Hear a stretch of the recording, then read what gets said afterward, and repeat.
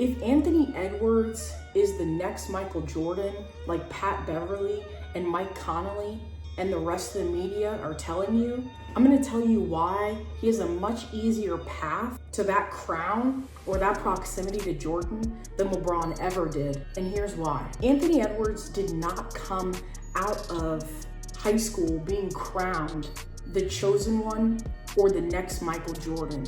He didn't get a $190 million deal from Nike before he played a single game. Make sure you get this too.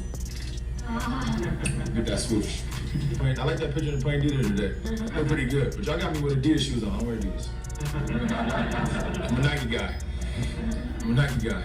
He wasn't titled King James and didn't have camera crews following him around at age 15 in small Akron, Ohio. Anthony came in this league as a high-flying dunker, similar to Jordan, but as time went on, Jordan wasn't known as a dunker as he started winning titles in the second half of his career. Anthony Edwards was never a threat coming out to Jordan, and that's why your eyes can easily watch and see the comparison, the fluidity, and the smoothness of his game and how it compares to Michael's. The style and moves are undeniable, and you didn't have Ant's game shoved down your throat the way you did when LeBron came into the league or before he even stepped in. Nobody was telling you he's the GOAT before he ever played his first game in Sacramento. You get to control the narrative about Anthony Edwards and passing of the guard. And so there's a guy who's replicating Jordan, who probably will never be him or surpass him, but he looks a little bit like him. And there's no real actual threat in the same way that we saw with LeBron.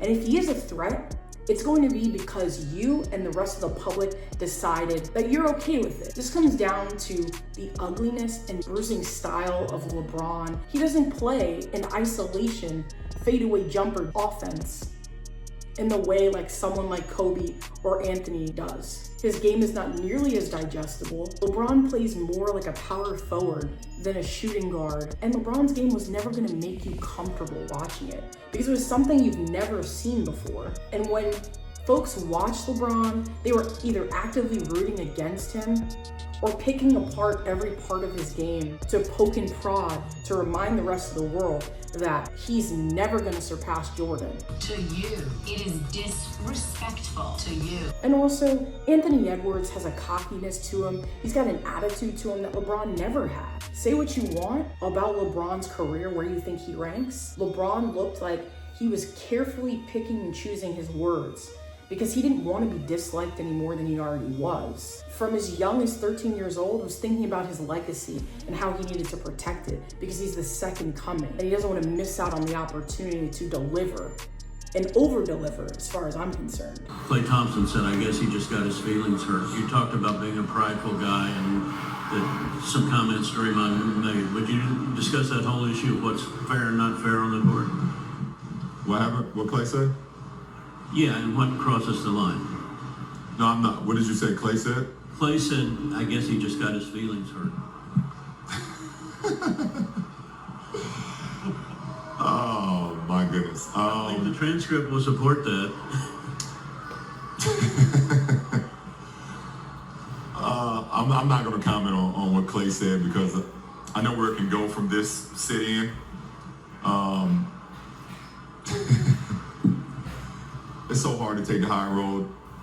I've been doing it for 13 years. It's so hard to continue to do it, and I'm gonna do it again. At the end of the day, we gotta go out. We gotta show up and play better tomorrow night. And if we don't, then they're gonna be back-to-back champions, and and that's it. But I'm taking the high road again. Anthony has the cockiness and swag similar to Kobe and similar to Jordan, and the uncanny similarities between the two's games is something that your eyes simply can't ignore. And so you're put back in the driver's seat on what Anthony Edwards is and who he's going to be. And you and I both know that he's not going to surpass Jordan at what Jordan did first. And so he's easily going to be the next face of the league. Now, in my other video, I argue that it's actually going to be Victor Wembanyama, but I think the two of them in the West are going to give us a real good run for our money on that debate. And so, once again, Michael Jordan conversation cannot and will not be had ever again without the context of LeBron. And we see it again as these guys continue to come in and try to be just like Mike, but we likely will never see somebody who comes in and plays just like Bron. Listen, my take after game 4 of the Pacers-Knicks series is that the Knicks are completely exhausted. Pretty significant physical losses in OG Anunoby going out and not really having a timetable to return, but they're also dealing with a pretty big emotional loss after essentially letting game 3 slip through their fingers. Dante DiVincenzo has the game of his life, and somehow in the end of the fourth quarter, they allow some really poor execution on defense and ultimately have a guy who had 2 points prior hit a game-winning 3 for a total of 5 points and don't get an opportunity to come back and claim what ultimately should have been theirs in game 3 if you just watch the play. There were times where it didn't look like Indiana deserved to be on the same floor as the Knicks. That's how well they were playing and shooting the ball. But the pace of these games is essentially just one big fast break. And so you're expanding all of that effort physically and emotionally, and it's absolutely grueling. The storyline behind this team has obviously been that they have defied odds. They have a leader that nobody believed in. They're underdogs. But every team has a breaking point.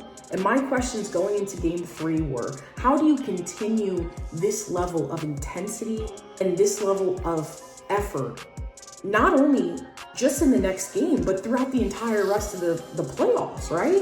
Yes, they play harder than most, but every team only has so many reserves and so many cards to play.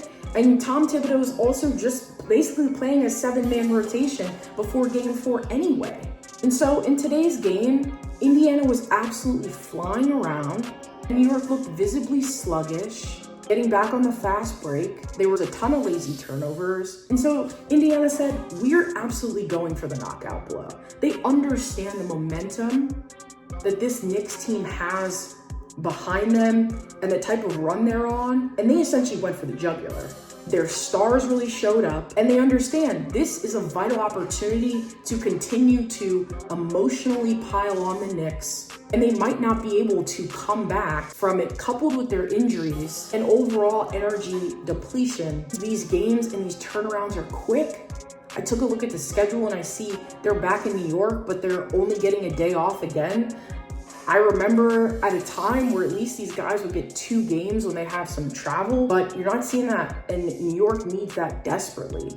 Not only do you have these guys with these physical ailments who are sometimes still playing through them, right? With Jalen Brunson, you saw DiVincenzo was hobbled. Josh Hart is always on the floor, throwing himself everywhere, sacrificing his body for the ball. And that's really a short-term play, and you're starting to see it really start to catch up with New York. As every guy continues to go down, and as Dante DiVincenzo has the game of his life and they still can't pull out the W, it takes a toll. I don't care what anybody says. And so the outlook right now for New York is not great.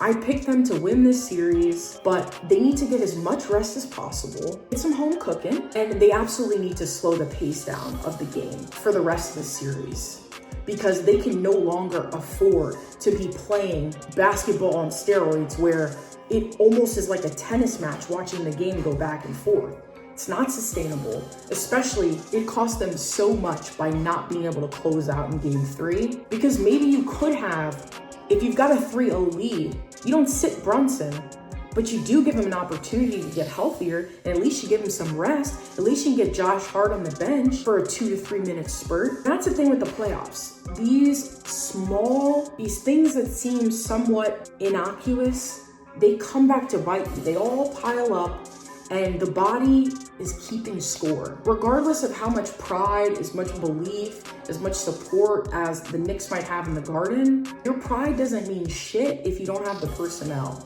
Ultimately, I like Brunson over Halliburton as being the top star in this series, but that's not really going to matter if Jalen Brunson is only playing with a team of 3 for the remaining part of the series, or if Dante DiVincenzo doesn't shoot 9 for 9 from the 3. Hit the like and subscribe. I will see you next time.